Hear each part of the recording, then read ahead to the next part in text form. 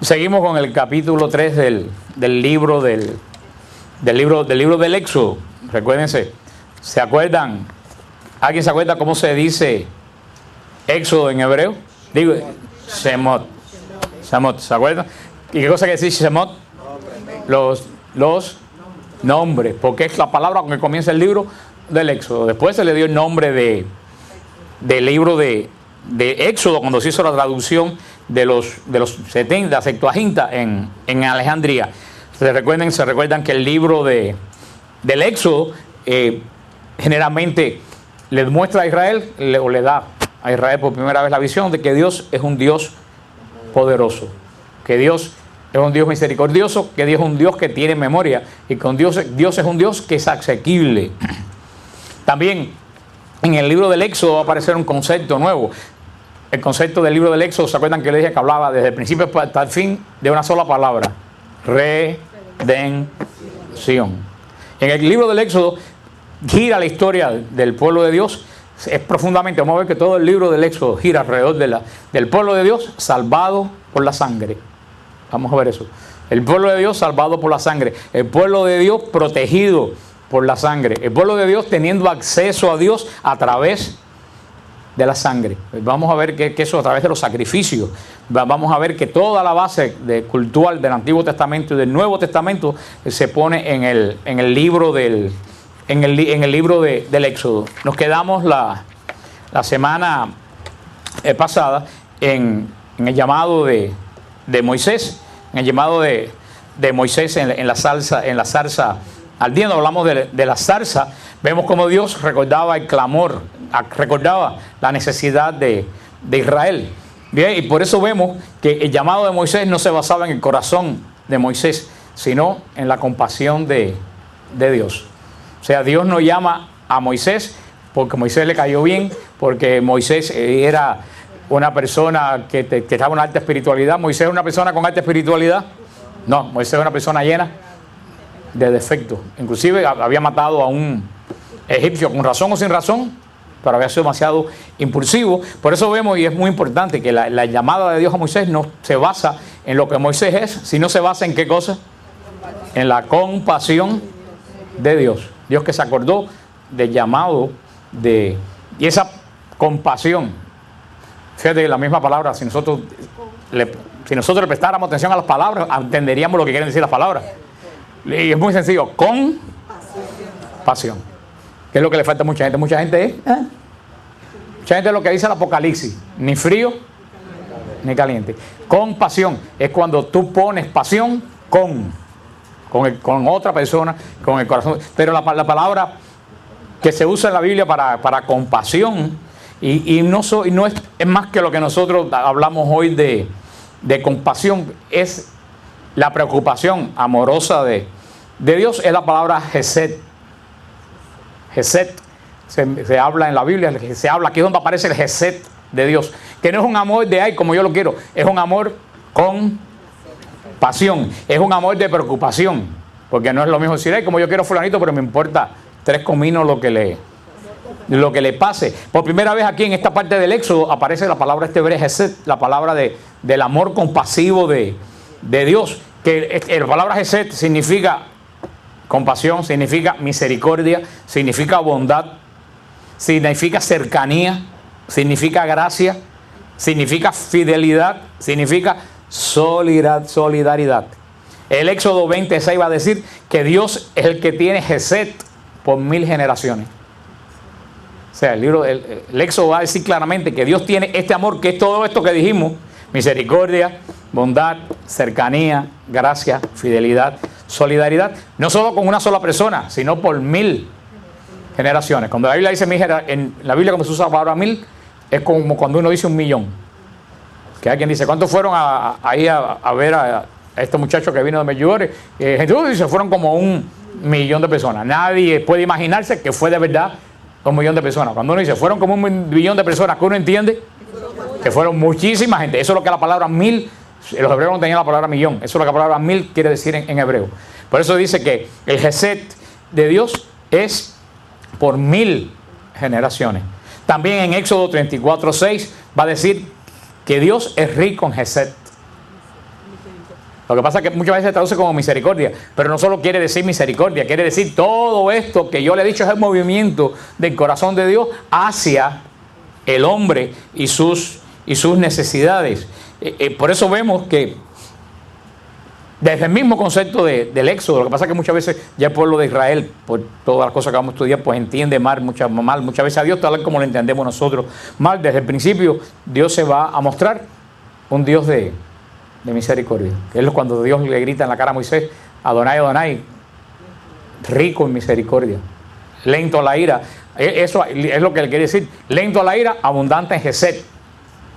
Es lo que le quiere decir, que mucho más que el concepto que nosotros tenemos de lo que es la palabra compasión o de la palabra misericordia. Por eso el llamado de Moisés no se basa tanto una compasión específica por él o qué bueno es Moisés, sino que el llamado de Dios a Moisés es un llamado que está centrado en qué cosa, en el gesed, en la abundante misericordia, solidaridad, gracia, compasión de Dios, que pues gesed abarca todo lo que Dios puede sentir en su corazón hacia un ser humano que está en tribulación o que está en necesidad. Es todo lo que quiere decir. A partir de ahí, Moisés va a ser el representante de Dios. El versículo 8 lo dice, Dios lo expresa claramente, que lo manda a librar al pueblo de la esclavitud y llevarlo a una tierra que emana leche y miel. Eso para el israelita era el non plus ultra de lo elegante y de lo fino. Vemos una cosa aquí muy interesante. Moisés, y lo vamos a ver después, Moisés como que va a confiar un poco en su capacidad, ¿no? Por eso que Moisés, cuando Dios le dé este llamado, que es lo que Moisés va a decir, que va a poner una serie de excusas. ¿Por qué? Porque Moisés pensaba que él no tenía la capacidad para hacer lo que Dios le... Sí, en ese momento era la capacidad, no tenía la capacidad para una tarea tan grande. Él pensaba que era la persona menos idónea para llevar este trabajo de ir a Faraón. Ese es un peligro que nosotros cada cristiano puede vivir cuando el Señor te pone una obra en el corazón. Cuando el Señor te pone una obra en el corazón, muchas veces uno dice, yo no la puedo hacer, yo no tengo capacidad para hacerla. Y uno se da cuenta que cuando Dios llama, Dios capacita. Cuando Dios llama, tú lo único que tienes que hacer es seguir la voluntad de Dios, que Él te va a capacitar. Pero ojo, entonces uno tiene que saber verdaderamente cuándo es la voluntad de Dios y cuándo es capricho de uno. Porque hay una línea muy fina en confundir mi voluntad con la voluntad de Dios. Y uno dirá, ¿cómo yo sé eso? ¿No se imaginan cómo uno puede saber eso? Por el don de discernimiento. Si tú ves que empiezas a hacer algo y eso no te sale bien, y por donde quiera hay obstáculos, pero fíjate bien, vuelve el discernimiento. Tú tienes que discernir que los obstáculos no vienen del diablo. Y eso es lo que nosotros muchas veces tenemos que ver, como en el caso de Moisés, en el plan de Dios. Si ustedes ven, primero Moisés hace una pregunta. Moisés primero dice, ¿quién soy yo? Si ustedes se fijan en el Éxodo, Moisés dice, ¿quién soy yo para que el Señor me mande? Para que el Señor me elija. Este pasaje, cuando Moisés se pregunta, ¿quién soy yo? Eso es lo que te demuestra que Moisés estaba confiando en sus propias fuerzas. Y eso ha pasado a muchísimas personas. Le pasó a Isaías. Cuando dice, yo, un hombre de labios impuros, he visto al Señor. Después Moisés va a ser el gran caudillo de Israel. Pero la primera pregunta es Moisés decir, ¿de verdad que yo estoy capacitado? ¿Quién soy yo? ¿Y cuál es la segunda pregunta de Moisés? ¿Quién eres tú? Fíjate que las dos preguntas que se hace Moisés. Primero, ¿quién soy yo? Y después, ¿quién eres tú? Yo creo que esas dos preguntas, aunque Moisés se las hizo por tu motivo, pero esas dos preguntas nosotros nos las debiéramos de hacer en la conversión. Cuando uno se convierte, primero uno debía preguntarse, ¿quién soy yo? Que fue lo que hablamos la semana pasada. Y después que tú te encuentras quién eres tú, entonces tú tienes que preguntar a Dios, ¿quién eres? ¿Quién eres tú? Porque a lo mejor tú tienes una idea totalmente diferente de Dios. Y esa es la gran respuesta. Esa es la gran respuesta que Dios le va a dar a Moisés, a la segunda pregunta de Moisés: ¿quién eres tú? Si ustedes se fijan, Dios nos reveló su nombre cuando llamó a Abraham.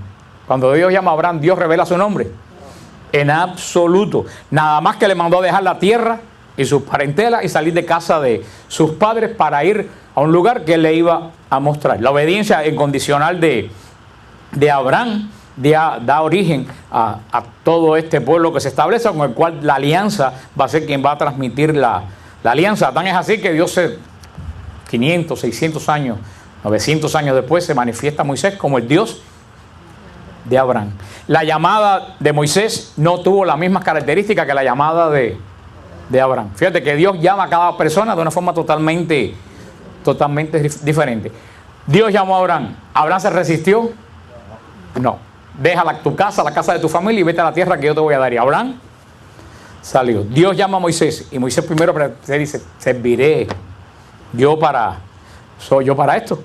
Y después la gran pregunta: ¿quién tú eres? Es cuando Dios se revela de esta forma: yo soy el que soy, que fue lo que leímos la semana pasada. Lo que hasta el día de hoy se ha llamado el nombre de Dios, que son las 4 primeras letras del llamado tetragramatón.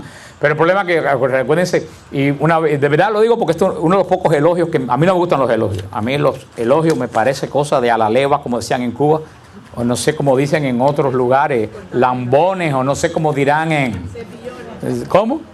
Cepillones, como le digan. Cada cual todo quiere decir exactamente lo mismo. A mí no me gustan los elogios, detesto los elogios. Pero hay el único elogio que yo he visto que a mí me ha gustado en la vida, me lo dijo Rebeca, la guía de nosotros en Israel. Este año cuando fuimos, que Rebeca se quedó varias veces en las explicaciones que yo di. Y en Canalla se quedó todo el tiempo oyendo la explicación. Y yo dije, qué raro que Rebeca. Y al final Rebeca me dijo: tú sabes que tú eres la única persona que yo he visto que ha entendido la Biblia con mentalidad judía. ¿Tú te acuerdas, Rosana? Yo dije, wow, tremendo elogio. Si yo he pasado por aquí miles de gente que explican la Biblia, pero yo no he visto a nadie que entienda la Biblia con la mentalidad judía de la época. Dice Rebeca: por eso me he quedado oyendo lo que tú estás diciendo, porque es que la Biblia hay que leerla así. La Biblia hay que leerla con la mentalidad de la época. Los grandes errores de la gente hoy en día leen la Biblia y están traspié tras traspié, es que lo leen con mentalidad del siglo XXI, y entonces no entienden lo que están leyendo. Y eso pasa con el nombre. Para nosotros nombre es cualquier cosa. Nombre, yo me acuerdo de un pueblo, no sé si era Quizás por ahí, que había un amigo, yo tenía un muchacho que frente a la iglesia que tenía como 7 pies, pesaba como 500 libras, era prieto como esa bocina, y le decían querubín.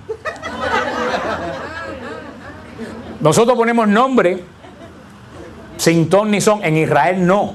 En Israel el nombre quiere decir la esencia de la persona. Fíjate que Israel pone los nombres de acuerdo a situaciones. Dios me ha bendecido hoy. Dios me ha hablado hoy. Dios me ha levantado hoy. Dios ha abierto, he sacado de las aguas. Moisés.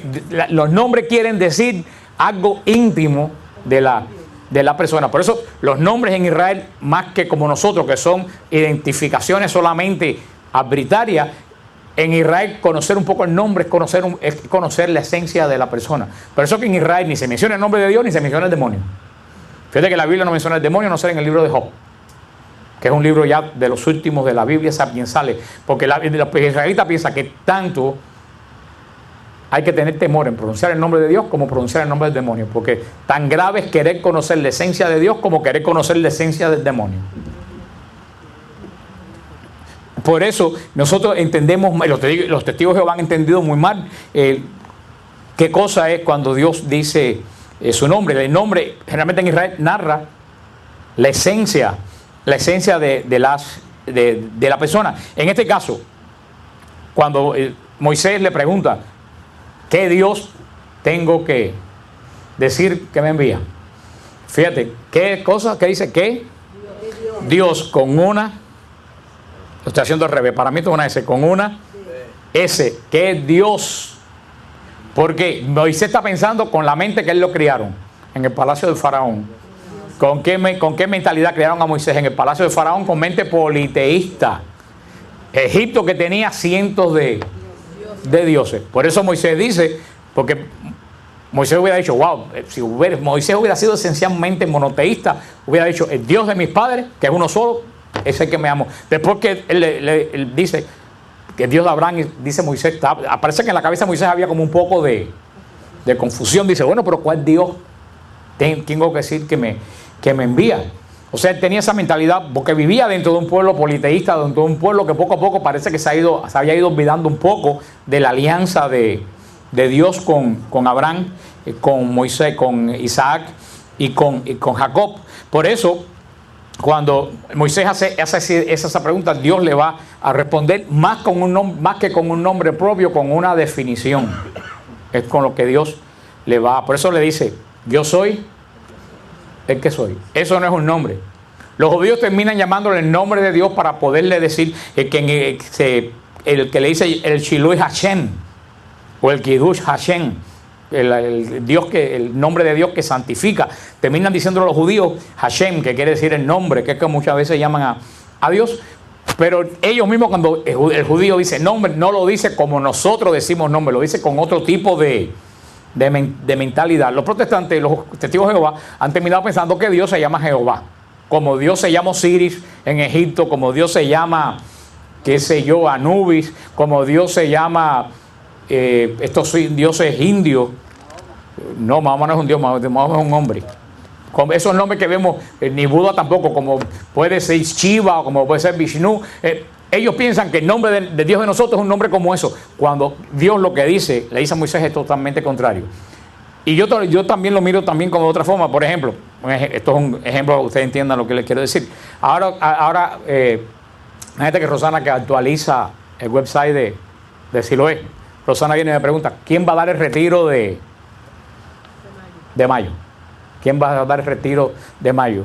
Y yo tengo pensado en alguien que no quiero que la gente se entienda. Yo le digo, Rosana, va a ser el que será. ¿Qué usted entiende que yo le quiero decir? Que no es cuestión de ella. Ahora Rosana pone en el website, tendremos en el retiro al padre que será. ¿Usted entiende lo que yo le digo?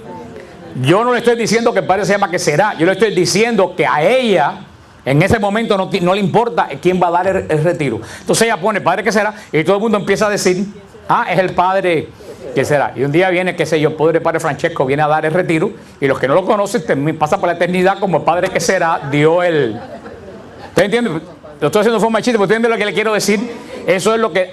para mí eso es lo que pasa. Moisés le dice, ¿quién tengo? Y Dios como que pensando que si yo fuera un hombre, Dios dice, le acabo de decir que es el Dios de Abraham, de Isaac y de Jacob. Y ahora me pregunta que quién soy yo. Por eso dice, yo soy el que soy. Punto. Le está diciendo, a ti que te importa.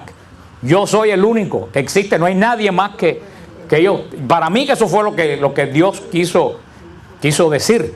Porque no es un nombre propio. Dios no da un nombre propio. Dios da una definición.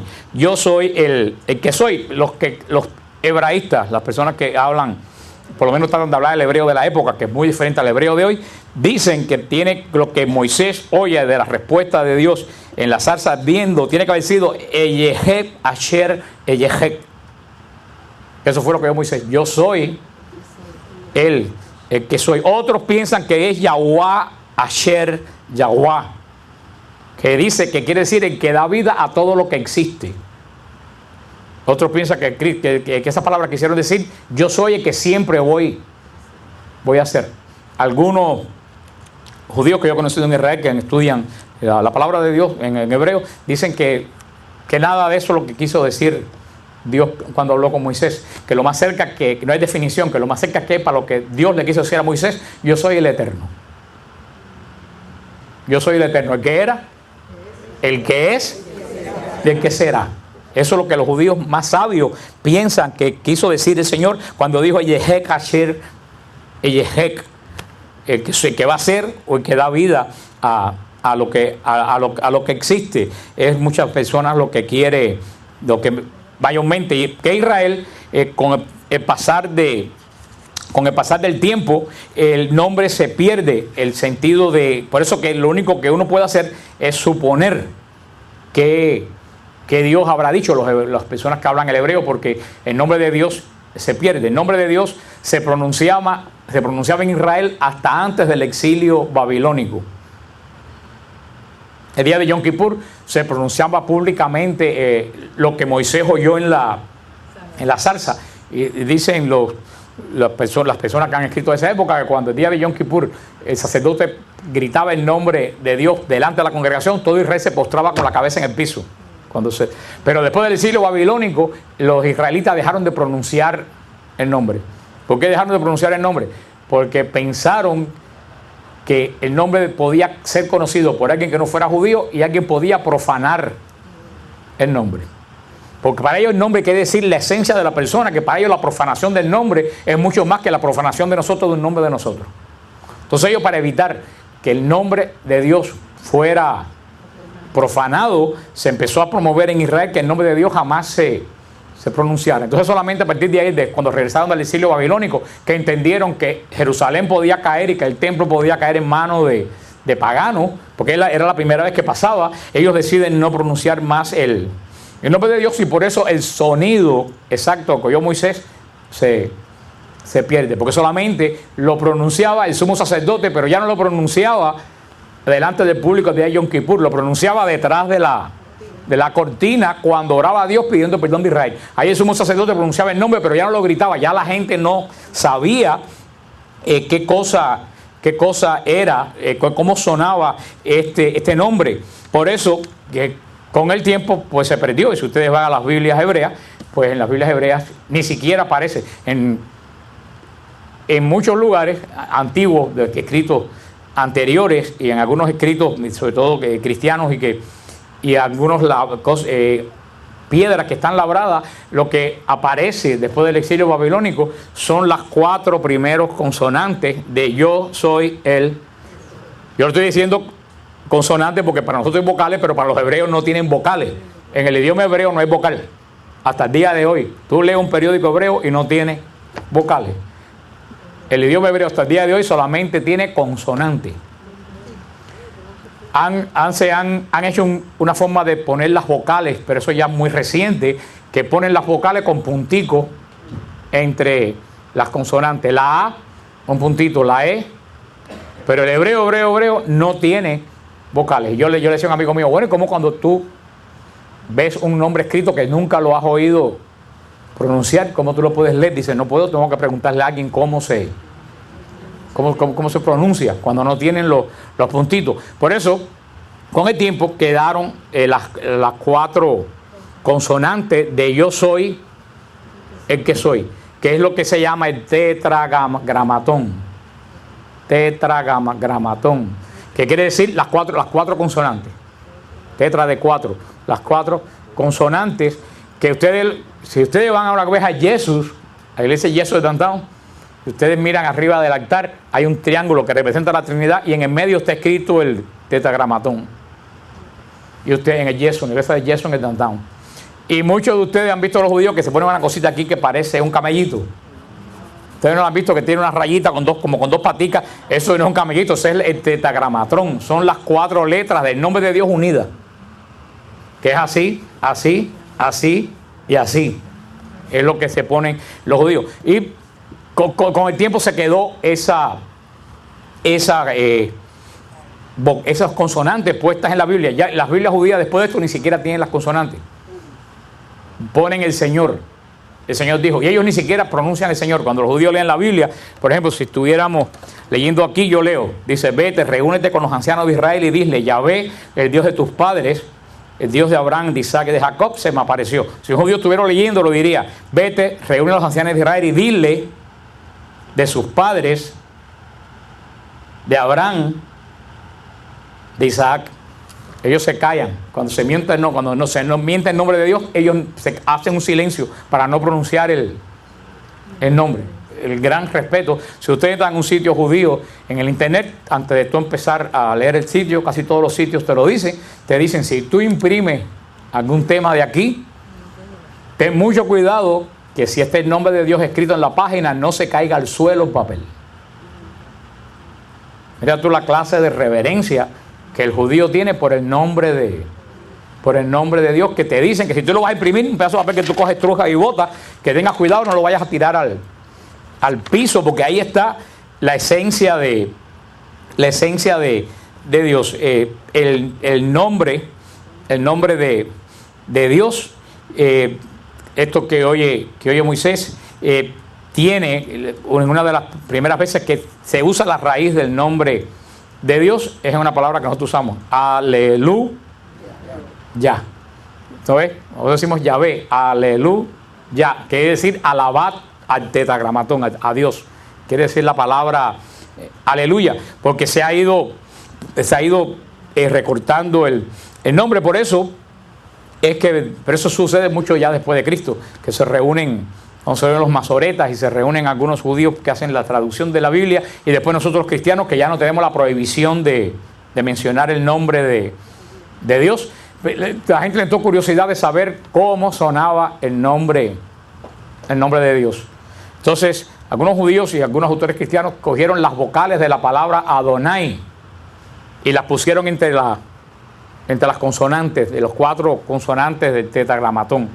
Y por eso llegaron a la conclusión que debe de haber sonado Yahuwah, que pues debe de haber sonado el nombre cuando se convirtió. Pero fíjate que el nombre no lo convirtió Dios en nombre. El nombre lo convirtieron los judíos, lo convirtieron en nombre, porque de lo que Dios dijo no es Yahuwah. Dios dijo otra cosa, pero se convirtió con la costumbre del tiempo en un nombre, y creen que debe haber sonado Yahuwah. Y es muy, hablando de nombre, y es muy interesante porque Dios le está diciendo a Moisés: yo no necesito nombre, yo soy el que existe, yo soy el único que existe, no hay otro delante de mí, el eterno, no hay más ninguno. Todos los demás son representaciones, son basura. Yo soy el único Dios, porque como hemos explicado muchas veces, nosotros nos ponemos los nombres para identificarnos unos de otros, ¿no? Dios no tiene que identificarse de ningún otro Dios, por lo tanto no necesita nombre. Por eso sí tenemos que entender que Dios sí tiene un nombre propio. ¿Cuál es el nombre propio de Dios? Jesús es el nombre propio de Dios. Porque cuando la segunda persona de la Trinidad se hace hombre, sí necesita un nombre. ¿Por qué la segunda persona de la Trinidad, cuando se hace hombre, necesita un nombre? Para identificarse de los otros hombres. Por eso, fíjate que la Biblia nos dice que Yahvé es el nombre sobre todo nombre. ¿Qué es lo que dice la Biblia? Jesús es el nombre sobre todo otro nombre. Si tú vienes a ver, inclusive está diciendo que Jesús está por encima del tetragramatón, que no es un nombre. ¿Por qué está por encima del tetragramatón? Porque el tetragramatón no es un nombre, es una definición. Porque si no, San Pablo dijera que el nombre del Hijo está por encima del nombre del Padre, porque dice: ante el nombre de Jesús, nombre que está sobre todo otro. No tiene un paréntesis que dice menos Yahvé, no, dice sobre todo otro nombre. Dice el nombre ante el cual se dobla toda rodilla en el cielo, en la tierra. Ese es el verdadero nombre de... Si Dios tuviera un nombre propio, sería Jesús. Ese es el verdadero nombre de Dios. Muchos dirán: bueno, ¿de dónde viene la palabra Jehová? La palabra Jehová viene del siglo XI o del siglo XII, que es una mala pronunciación de la Y de Yahuwah. Porque en Alemania lo pusieron en una de las traducciones, cuando se estaba escribiendo la Biblia con la fonética alemana, en vez de poner con la Y, la pusieron con una J que suena como Y. Y de ahí, cuando lo llegaron los protestantes, como Martín Lutero estaba en Alemania y la imprenta se descubre en Alemania, empezaron a poner las Biblias, en vez de Yahuwah, Jehová. Pero primero, Yahvé no es el nombre de Dios. Eso tenemos que tener claro. Yahvé no es el nombre de Dios. Y si Yahvé no es el nombre de Dios, Jehová es menos todavía, porque Jehová es una corrupción de Yahvé, que es una identificación, una definición que no es un nombre. Es más, que todavía tú vas a Israel y le preguntas a cualquier judío en Jerusalén, puedes hacer el experimento: ¿quién es Yahuwah? Y Él te dice, es el Dios de nosotros. Y tú le preguntas, ¿quién es Jehová? Y ellos no reconocen ese nombre ni por fonética ni por nada. Y ellos dicen, no, eso es un invento de los cristianos, eso nosotros no tenemos nada que ver con ellos. Pero por eso el Santo Padre Benedicto XVI dio una orden no hace mucho de que el nombre de Dios, cuando se lee en la Biblia, en la liturgia, no se puede pronunciar Yahvé. Tiene que pronunciar el Señor. Tiene que pronunciarse. Cuando tú estás leyendo la Biblia con estudio bíblico, tú puedes decir Yahvé, pero en la misa, en la Eucaristía, no se puede decir Yahvé. ¿Por qué? Porque dice Benedicto XVI, nosotros tenemos una continuación histórica y de fe con Israel. Nosotros tenemos que llamar a Dios en la liturgia tal como Israel lo llamaba en la liturgia. Y si ustedes ven las Biblias antiguas, no dicen es Yahvé mi pastor. Las Biblias antiguas dicen el Señor es mi pastor, nada me falta. Porque el tetragramatón terminó siendo sustituido en Israel por Adonai, que quiere decir el Señor. Y de Adonai se tradujo a el Señor. Por eso, verdaderamente, el mejor nombre que se puede usar para Dios es el mismo que usa Israel, Adonai, que quiere en español es el Señor. Por eso el Santo Padre ha pedido que en la liturgia, porque el nombre de Yahvé nunca se usó en la liturgia hasta los años 1970. Ahí hace 30 o 40 años solamente se empezó a usar el nombre de Yahvé en la liturgia. Fue una innovación de las tantas que se entraron en la iglesia. Pero eso como que rompe un poco la continuidad histórica de la iglesia. ¿Con quién? Con Israel, porque si venimos a ver eso, ese no es verdaderamente un nombre propio. Por eso que Moisés define de esta tremenda forma, cuando pasa la escritura del Éxodo, lo que se les revela en el monte Sinaí. ¿Cuál es tu nombre? ¿Qué le responderé? Dijo Dios a Moisés, yo soy el que soy. Así le dirás a los israelitas, yo soy, me ha enviado a ustedes. Yo creo que el Señor un poco le está diciendo a Israel, yo soy el Dios de los padres de ustedes. Yo soy aquel que a lo mejor muchas veces ustedes se han olvidado de predicar. Yo soy el Dios de Abraham, de Isaac y de Jacob. Le dirás que ese es el Dios, ese es mi nombre para siempre, por el cual seré recordado de generación tras generación. Acuérdense que aquí lo que dice en Israel, este es el Hashem. Y más que un nombre propio, es una definición. Los israelitas cuando lo escriben, los israelitas tienen, yo diría que un poco de problemas cuando tienen que escribir lo que Dios dijo. Porque cómo tú puedes escribir lo que Dios te revela. Dios te puede revelar algo y después es muy difícil expresar lo que Dios te reveló. Por eso que a San Jerónimo se le hace tan difícil la traducción de la Biblia, porque Jerónimo se encuentra con cosas que él no sabe cómo poner en latín. Y por eso Israel escribe la Biblia, por eso que pone, este será mi nombre para siempre, pero no el nombre propio. Dios quiere que lo recuerden a él como ¿qué? Como yo soy el que soy, no como Jehová, no como Yahvé. Por eso, ¿se acuerdan cuando dijimos quién yo opino que es quien habló con Moisés en la zarza ardiendo? ¿Cuál de las tres personas de la Trinidad habló? La segunda, el verbo. Por eso cuando el verbo se encarna y toma el nombre que está sobre todo nombre, en el evangelio más espiritual de todos. ¿Cuál es el evangelio más espiritual de todos? De San Juan. Eso no tengan duda. El evangelio profundamente espiritual. Todos los evangelios sinópticos, por eso se llama sinóptico, se parecen. Lucas, Marcos y Mateo se parecen. Dicen, expresan lo mismo. Expresan lo que Cristo hizo. Juan no expresa lo que Cristo hizo. Juan expresa lo que Cristo sintió.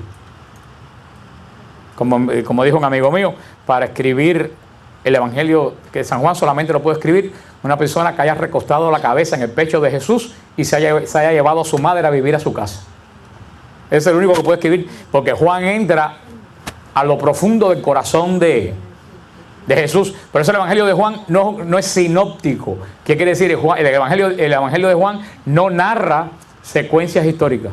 El evangelio de Juan narra lo que hay en el corazón de Cristo. Y son enseñanzas profundas que salen del corazón de Cristo. Por eso en el evangelio de Juan, sobre todo en Juan 6, sobre todo, el Señor repite 7 veces: yo soy, yo soy, yo soy. ¿Y qué le dice aquí Dios a Moisés? Le dirás que yo soy me envía. Por eso Juan dice continuamente, yo soy el pan de vida que ha bajado del cielo, yo soy la puerta, yo soy la verdad, yo soy la resurrección y la vida. Juan entiende verdaderamente quién es Jesús. Y por eso Juan pone en una profunda relación a Jesús con quién, con la persona de Dios que habló en la zarza con Moisés. Y por eso más profundamente, yo creo que es donde más y se lo he explicado montones de veces, pero nunca está de más explicarlo, es en el encuentro, que para mí uno de los lugares, uno de los pasajes más espectaculares de la Biblia, es el encuentro de Jesús con Caifás, la noche del jueves santo. Para mí ese encuentro de Jesús con Caifás es una de las cosas más impresionantes después de la zarza ardiendo. Cuando el verbo encarnado se enfrenta ¿con quién? Con el sumo sacerdote de Israel. Y el sumo sacerdote de Israel, ¿cuál era el puesto del sumo sacerdote de Israel? Guardar la ley hasta que viniera el Mesías. Y se encuentran mirándose a la cara el Mesías y el que tiene que custodiar la ley. Y el sumo sacerdote intrigado le dice, te digo en el nombre de Dios vivo, eres tú el Mesías. El sumo sacerdote, con la autoridad que tenía, pone bajo juramento a Jesús en nombre de Dios vivo. Jesús había dicho a la samaritana, no le digas a la gente quién yo soy. Se lo dijo muy claro, no digas. Pero ahora es diferente. Ahora el sumo sacerdote pone a Jesús bajo juramento. Y Jesús está bajo la ley. En ese momento todavía, porque no ha muerto en la cruz. Jesús está bajo la ley.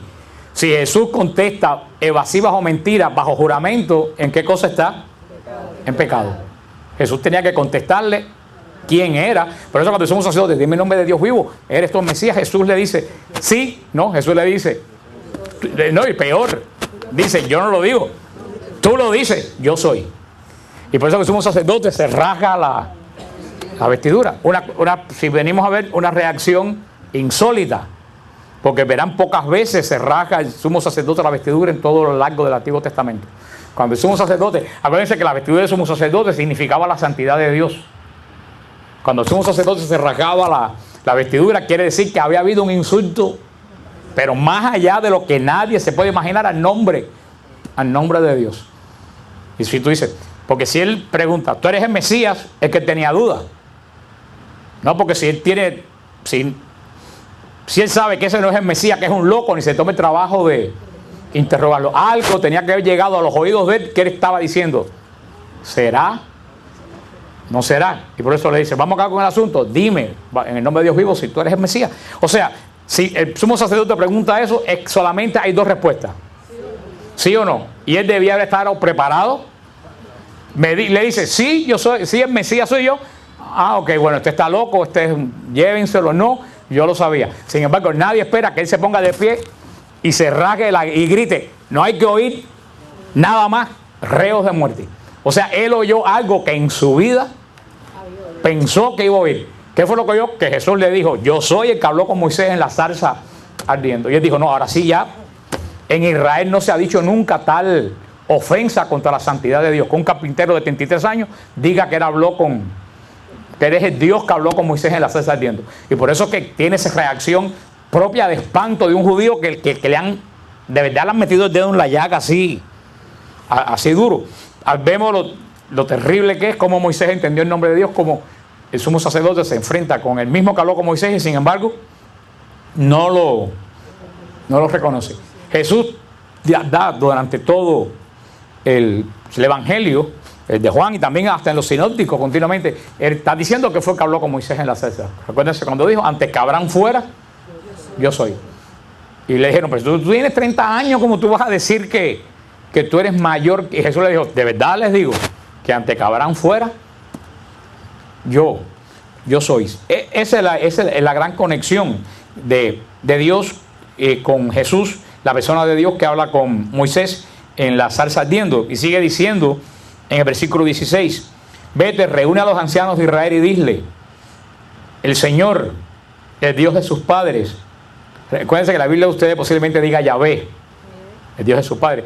Pero eso viene hace 40 años. En una Biblia, la Septuaginta de San Jerónimo, en la Biblia judía, en todas las Biblias antes de 1970 y pico, aquí debía decir el Señor, el Dios de tus padres, el Dios de Abraham, de Isaac y de Jacob, se me apareció y me dijo: yo los he visitado y me he dado cuenta de los que le han hecho en Egipto. Y he decidido sacarlos de la aflicción de Egipto y llevarlos al país de los cananeos, los hititas, los amorreos. Sigue diciendo: una tierra que emana leche y miel. Ellos te harán caso y tú irás con los ancianos de Israel donde el rey de Egipto y le dirán: Yahvé, el Dios de los hebreos, se nos ha aparecido y ahora tenemos que hacer un viaje durante 3 días por el desierto para ofrecer sacrificios a nuestro Dios. Ya sé que el rey de Egipto no los dejará ir, a no ser forzado por una mano poderosa.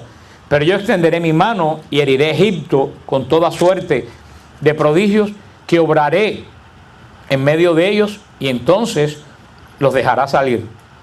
Haré que este pueblo obtenga el favor de los egipcios, de modo que cuando partan no salgan con las manos vacías, sino que cada mujer pedirá a su vecina y la dueña de su casa objetos de plata, objetos de oro y vestidos que pondrá a sus hijos y a sus hijas, y así despojarán a los egipcios. Moisés respondió: mira que no me creerán ni me harán caso, pues dirán: no se te ha parecido Yahvé. Entonces Yahvé le preguntó: ¿qué tienes en tu mano? Un cayado, respondió él, y Yahvé le dijo: tíralo al suelo. Él lo tiró al suelo y se convirtió en una serpiente, y Moisés huyó de ella. Yahvé dijo: Moisés, extiende tu mano y agárrala por la cola. Extendió la mano, la agarró y volvió a ser cayado en su mano, para que crean que se te ha parecido el Señor, el Dios de tus padres, el Dios de Abraham, el Dios de Isaac y el Dios de Jacob. Aquí comienza lo más importante aquí. Primeramente tienen que darse cuenta que el Señor está lidiando con una persona que vivió hace 4000 años. La mentalidad de una persona de hace 4000 años es muy diferente a la mentalidad de una persona del siglo XXI. Por eso cuando uno ve eso, tira una vara que se convierte en serpiente, ¿no le parece un poco a ustedes? Pero un hombre de hace 4000 años está diciendo que la persona que está hablando con él tiene poder. Porque esos mismos trucos es lo que hacían los sacerdotes de los egipcios. Como ahora hay un pastor puertorriqueño que resulta que está transformando el agua en vino por ahí en la televisión. Coge un vaso de agua y le dice: ven, pon tu mano aquí, tu fe con la mía, y el vaso se convierte en vino. Yo quisiera que cogiera un poco de ese vino y lo llevara a un laboratorio para que lo examinaran, a ver qué cosa. Pero si fuera la Iglesia Católica, ahí estuviera todo el mundo haciendo la prueba. Pero como no es Iglesia Católica, pero estamos en...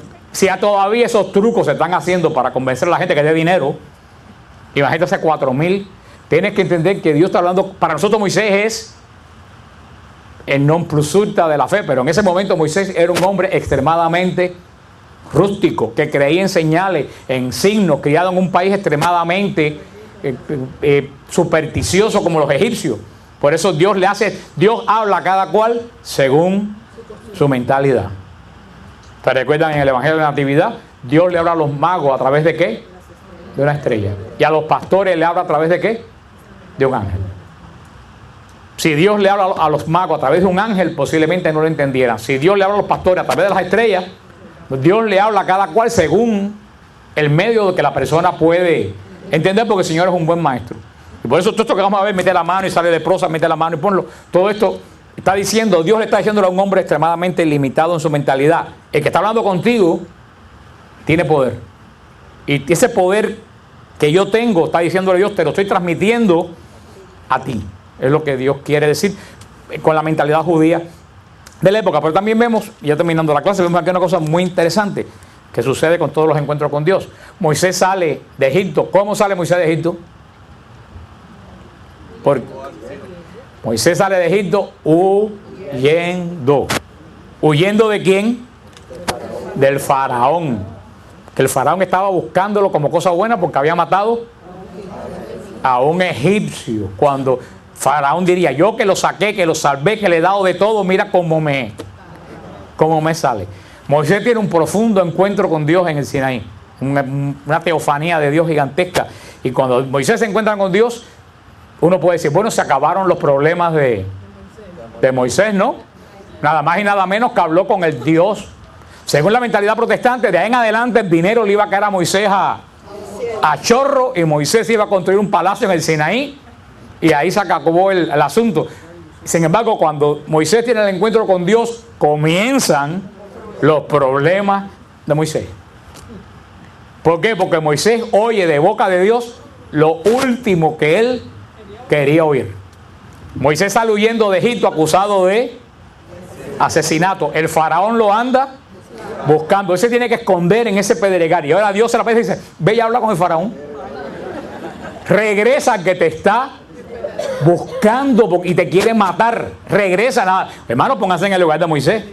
Moisés sale huyendo de Egipto asustado. Se pasa años caminando por el desierto y pasando sed. Se casa con esta mujer que era una muchacha rústica del desierto. Tiene una vida miserable de pastor. Todo eso por miedo. Y ahora el Señor se aparece y dice, como dice Rosado, dale para allá. Tú sabes, hermano, pero esto que yo se lo digo en forma cómica, es una gran lección. El Señor nos llama muchas veces a enfrentarnos a nuestros propios miedos. Vivimos llenos de miedo.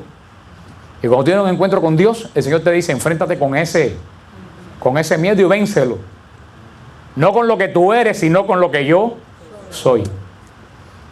¿Cuál era la vida de Moisés? Giraba alrededor de qué en ese momento? No. Hasta ese momento la vida de Moisés giraba alrededor del miedo al faraón. La vida de Moisés estaba dominado por el miedo al faraón. Me están buscando, me puede encontrar. Si me encuentra, sabe Dios qué cosas me puede hacer. Ese miedo de Moisés, ¿a quién? Al faraón. Dominaba la vida de Moisés. Estoy seguro que las 24 horas, y si me ven, y si me agarran, y si me encuentran, ¿y qué hace el Señor? Lo libera de ese miedo. Vete al faraón. Ahora tú no vas a ir con el poder tuyo, tú vas a ir con el poder mío, y por eso le da los signos. Él dice, yo te estoy dando a ti poder para que tú te enfrentes con el que tú temes y tú lo venzas. Pero tenemos que poner, eso es una gran enseñanza para todos nosotros. Muchas veces la vida de nosotros gira alrededor de miedo.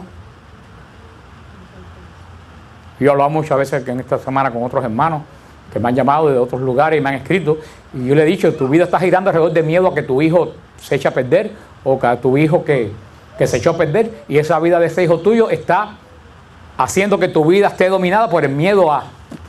Yo os he dicho, tienes que liberarte de ese miedo. Es difícil decirle a un padre que se libere de un hijo, pero tú no puedes, cada cual tiene su cruz, tú no puedes hacer que tu vida gire alrededor del miedo de otra persona que no quiere servir a Dios. Tú tienes que liberarte de eso. Cada cual tiene que cargar su cruz. Yo sé que para una madre o un padre es muy difícil, pero los que han pasado por esa situación saben que no pueden hacer nada. Yo se lo he dicho como Moisés, libérate de eso, es tu hijo. Lo dijo la hermana Blanca, ponlo en el sagrario, cierra la puerta y déjalo ahí. Porque si no terminas tu vida como Moisés en un desierto. ¿Movido por qué cosa? Por el miedo. Puede ser que si me botan del trabajo, ¿qué va a ser de mí? Que si mi matrimonio se acaba, no puedo vivir sin Pucho, ¿qué va a ser de mí sin? Hermano, estás como Moisés en pleno desierto, porque casi siempre el desierto puede ser de bendición, pero el desierto puede ser de miedo. Puedes estar viendo un desierto de miedo. Hermano, tú vas a ser libre el día que te enfrentes con eso. Y si me deja, ¿qué? El Señor proveerá. Y si mi hijo se pierde, ¿qué? Es responsabilidad de él, porque yo le he dado a él lo mejor que yo le he podido dar. Y si se quiere perder, que se pierda. Pero a mí, él no domina mi vida ni me aleja de mi Dios. Hermano, tienes que llegar. Cuesta trabajo, pero hay que hacerlo, porque primero no vas a lograr nada viviendo del miedo a. No vas a perder tu vida sin solución. Porque tú dijeras, bueno, si ese miedo va a transformar a la otra persona, yo te digo, vale la vida, vale la pena. Nadie, el miedo de una madre, de una esposa, de un esposo, no transforma a nadie, empeora las cosas. Y ese es el mensaje que el Señor le da a Moisés: libérate de miedo. Pero para enfrentar al miedo, tienes primero que enfrentar esa cosa que tú no quieres enfrentar. Y después enfrentarlo no solo, sino enfrentarlo con el poder de Dios. Y los que fueron a retiro, la hermana Blanca, más clara no pudo ser. Llega un momento que te dice, Señor, ahí te pongo a fulana, ahí te pongo a fulano, el que sea hijo, marido, trabajo, ahí te lo pongo. Ahí te lo dejo. Ya yo terminé la parte que me tocaba a mí. Y no te ates a eso, hermano, no te ates. Aquí en Nuevo Caminero, Nueva Vida, lo dicen muchas veces, lo dicen muy claro, como casi siempre toda la familia del adicto termina siendo codependiente del adicto. Y lo que hace esa codependencia es hacer al adicto más adicto. Hoy mismo me escribió un muchacho que decía es que esta tía mía tiene un adicto en su casa y ella dice que lo mejor que hay que hacer es no darle a entender que ellos saben que es adicto. Entonces esa mujer vive en el miedo que el hijo no se dé cuenta que ella sabe que es un adicto. ¿Eso soluciona la situación? ¿Eso da solución? ¿Eso la ayuda a la vida de ella? Hermano, parece duro, pero eso es lo que el Señor le dice a Moisés. El Señor no le dice, el Señor le dice a Moisés, mira, sale del Sinaí, coge por ir para allá, para Babilonia, que hay agua y matas y te vas a encontrar un tesoro por el camino. Porque tú sabes que si Moisés se va a Babilonia y se encuentra un tesoro, tú sabes que se hubiera llevado a cuesta a Moisés. El miedo, ¿no? Moisés se va a Babilonia con un tesoro, con agua y se hubiera llevado a Babilonia junto con él, su miedo. Y si hasta aquí llega el faraón, y si alguien se entera que yo estoy aquí y ahora pierdo todo lo que yo... Hermano, porque hay personas que llevan el miedo como un caracol lleva la concha. ¿Ustedes han visto que el caracol camina? Y cuando hay gente que el caracol dice que va, esta casa no me gusta, y sale caminando y cuando se planta y mira alrededor, ¿qué es lo que está? La misma casa porque la lleva a cuesta. Hay personas que llevan su miedo a donde quiera que va, se lo lleva.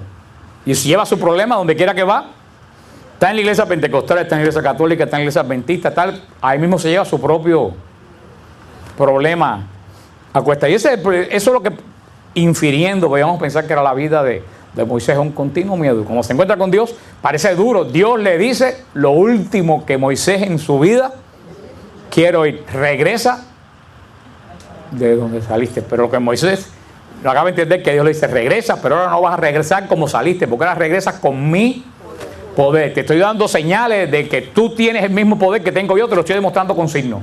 Tú vas con poder, tú no vas desprotegido, porque Dios de Geset es el que va contigo, porque tú vas con una misión. Y por eso Moisés va a dar montones de excusas, como te la dan todas las personas que un día pues no quiere, por algún motivo, porque tiene miedo, porque confía en su propia fuerza en vez de confiar en lo que el Señor, si te manda, te capacita. Todas las excusas que las personas le dan a Dios. Mañana, más tarde, a lo mejor el año que viene. Y es lo que el Señor dice en la parábola: insensato, que tú sabes si va a haber el año que viene. Que tú sabes si va... A mí nunca se me olvida esta hermana que iba al grupo San Gil, Marta. ¿Cómo se llama? ¿Te acuerdas de Marta? Aquella señora de pelo negro tan elegante. Y yo le decía: Marta, vámonos. Y una mujer fuerte, una mujer extremadamente bien plantada y fuerte. Le decía: Marta, vámonos a Israel. Y ella dijo: no, este año no, el año que viene. Ella podía ir y se murió. No hubo año que viene. Entró a la Jerusalén celestial. Yo pongo un ejemplo porque eso puede pasar. No, hoy yo no. Yo voy a entregarme al Señor el año que viene o cuando resuelva este problema. El Señor, pues Moisés podía haber dicho: Señor, déjame que a Faraón se le olvide lo que pasó. Y entonces el Señor le dijo: en este mismo instante, tal como Abraham dejó su tierra, vete a enfrentar a Faraón. Ese es el mensaje de hoy del libro del Éxodo, que Dios por primera vez le revela lo que no le reveló a Abraham. Con Abraham solamente hizo un pacto. Ahora Dios le revela a Moisés parte de su esencia. ¿Cuál es la esencia de Dios que es revelada a Moisés? Yo soy el que soy. No hay nadie fuera de mí. Dile que el que es te envía. Le está diciendo: yo soy el eterno. Yo soy el que era, el que es y el que va a ser. No hay más ningún. Es lo que le dice el Señor a Moisés: no te preocupes con los dioses de Egipto. No existe más ningún Dios que yo. Y ese Dios, que es el único que existe, te está capacitando a ti para una misión que te voy a enviar. Pero antes de la misión que te voy a enviar, tú tienes que vencer tus propios miedos. Porque vamos a ver que el Señor originalmente pide a Faraón que saque a Israel a adorar a Dios en el desierto. Vemos que es lo primero que Dios es la primera vez que Dios va a llamar a un pueblo a adorar. Va a decir: yo quiero que la primera acción que mi pueblo haga cuando sea libre sea ¿qué cosa? Adorar. Que adore a Dios antes de comenzar la larga marcha del desierto. Por eso es otro tema que entramos la semana la semana que viene.